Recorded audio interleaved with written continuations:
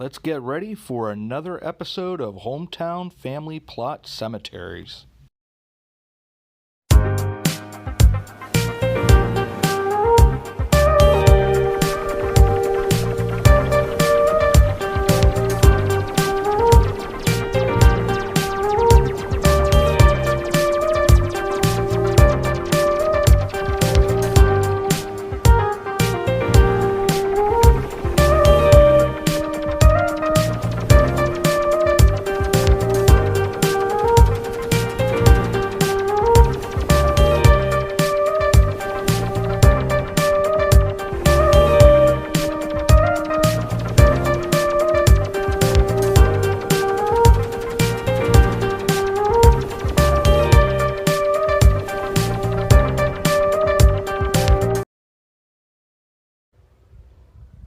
Hey everybody, so we are here. It's off of Wintersville Road, and there's Chuck. But we're here. I just happened to be coming by this because I had to go to Myerstown. It's in loving memory of the descendants and relatives of Matthias Frantz. Elizabeth Frantz, 1772 to 1862. Matthias Frantz, 1769 to 1829. Elizabeth Frantz, 1798 to 1810. Rebecca Frantz, 1834 to 1848. Elizabeth Bashar, 1842 to 1868. Jacob Frantz, 1806 to 1873. Veronica Geib Frantz, 1815 to 1882. Katie Alice Frantz, 1867 to 1873. Katrina Klein Frantz, 1813 to 1886. Henry Frantz, 1803 to 1890. Christina Kinzel Frantz, 1796 to 1863. Anna Maria Schaffner, 1809 to 1857. John Schaffner, 1808 to 1847. And Johannes Kuntz, 1841 to 1847. So I'm not going to attempt to go up this, but I don't think there's any stones here anymore. Unfortunately, the wall is probably, looks like almost like somebody hit the thing. Yeah, that's what it looked like. It looked like somebody sort of slid up here and it nailed the crap out of it. Oh, there are some stones in here. Wow. Let's go check out the, and there's the old iron gate.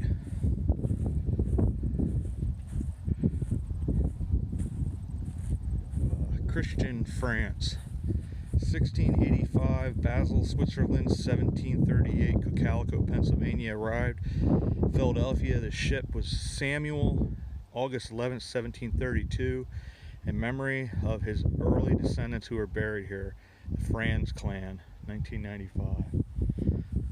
So we'll do a little bit more history after this if I can find it.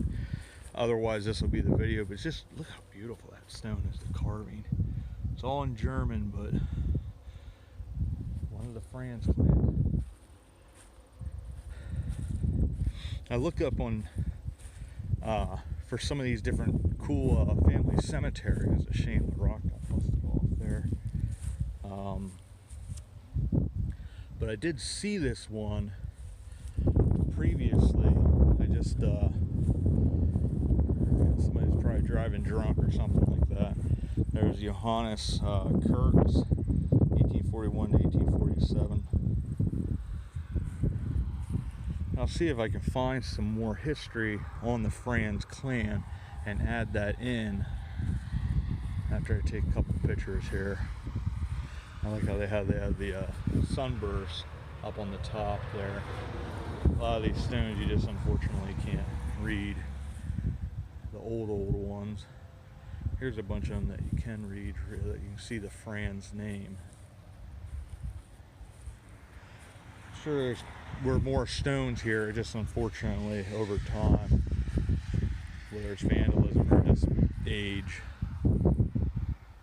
There's a Jacob Frantz, 1806 to 1873. But yeah, this is another really neat cemetery. One of these family. That's actually pretty neat. It's upside down. That's the rock I think I've broken off over there. And probably a bunch of the footstones there, because here you see some of the, you have the headstones there, and then the footstones. But yeah, I had seen this on the Find a Grave app and wanted to visit, and I just happened to be driving up this road and I saw it. And it's just such a, like, so many of these family plots, they had to have chosen them. I mean, I'm sure the land looked different back then, but you see the blue mountains in the distance and just how serene, how beautiful it is out here. So hopefully we'll be able to find some more information and we'll add that onto the video. Thanks, everybody.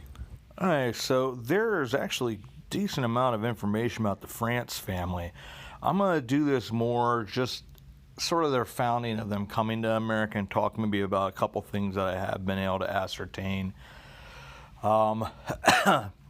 This is their coat of arms, one of their coat of arms, because apparently the family has quite a few coat of arms having to deal with, they have meaning. There's another one that's like a bluish one that has like scales of justice, and it has a lot to do with nobility and with the church and different things. So this is a family that has pretty impressive history. The first Christian Frantz, which apparently there were quite a few of them named that, but the one that this family is descendant from, he was in Switzerland. I'd seen several different things on him. One, he was in some town, Saint something, but they have the town there on the monument itself that he came from. From what I was able to research, he actually went from Switzerland to Germany for a short while, eventually going to Rotterdam, where he got on the ship the Samuel and came over to the New World. Now, he was granted, I think it was 200 warranted is what they called it, by the Penn brothers, the sons of William Penn.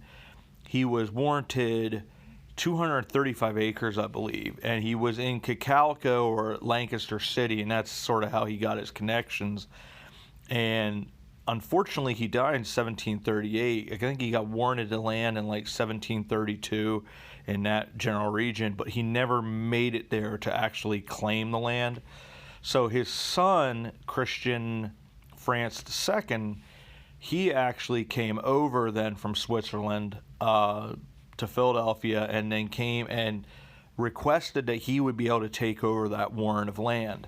Now, apparently it took quite a bit of time, whatever the reasoning was, legal battles or whatever, but it took about like 14 years, I think, almost, until he was able to actually go and get that land. But anyways, once he did get that land, he got the 235 acres. It was actually right along the Little Swatara Creek there in what was at that time Lancaster County. Berks County didn't exist yet.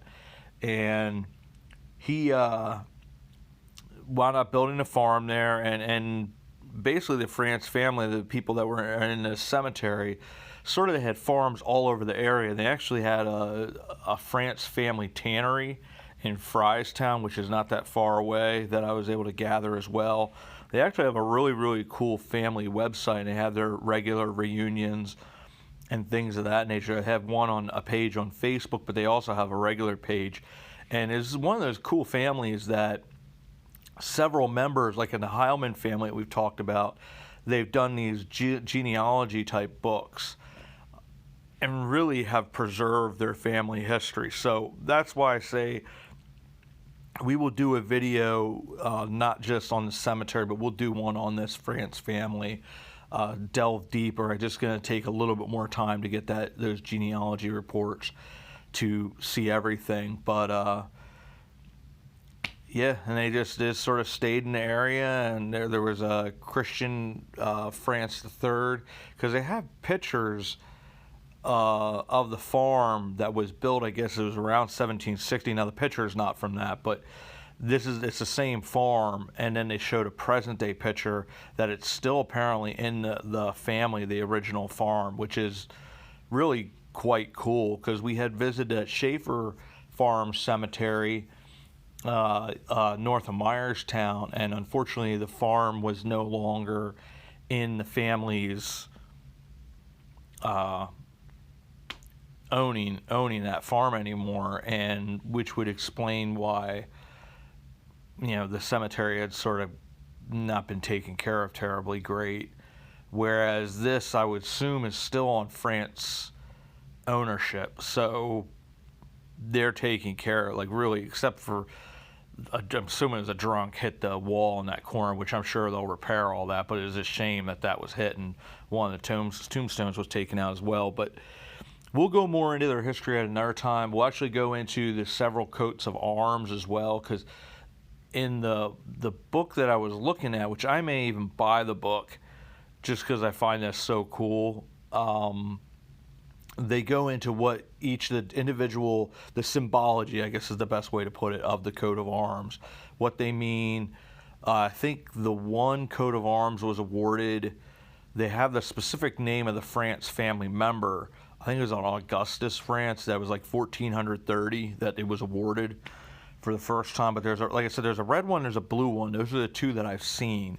I have the red one on here that you've seen earlier, but really quite a neat family. And they had also, we just did a video on Fort Henry. They had something to do with that as well, in relation, because that was sort of how I found my Fort Henry research, is happenstance. I was looking up images and things like that for the Frantz family, and the stuff for the Fort Henry came up. So I got to delve further into that as well, research-wise, and be able to pass that on to you guys. But this is a neat experience. I really am finding a lot of enjoyment in this series where we're looking at the small farm family plots that are out there, and these ancient families that have come over here, you know, in the early to mid 1700s, and what their history has been since. And some of these families, like the Heilmans or the Frantz family, there's quite a bit out there. And it's just a matter of delving into it and their history, and just how neat it is that they're still doing reunions, and they have a Frantz family newsletter that they have on the site. And it's just really cool to see families, because it's old school, that's how it used to be with families. And there was a very tight group of people surrounding in these families that they kept in contact, and, you know, had these reunions, remembering their past, remembering their ancestors. The whole reason that they're there is because of those people, and remembering them. And it's cool for outsiders to be able to see that history that's preserved. So thank you to the Frantz family for all the efforts that they've made to preserve their history, and to preserve their history not only for themselves, but for the general populace as well. So, as always, thanks for coming along on another adventure and searching out some more hometown history. And as always, we will see you all about town.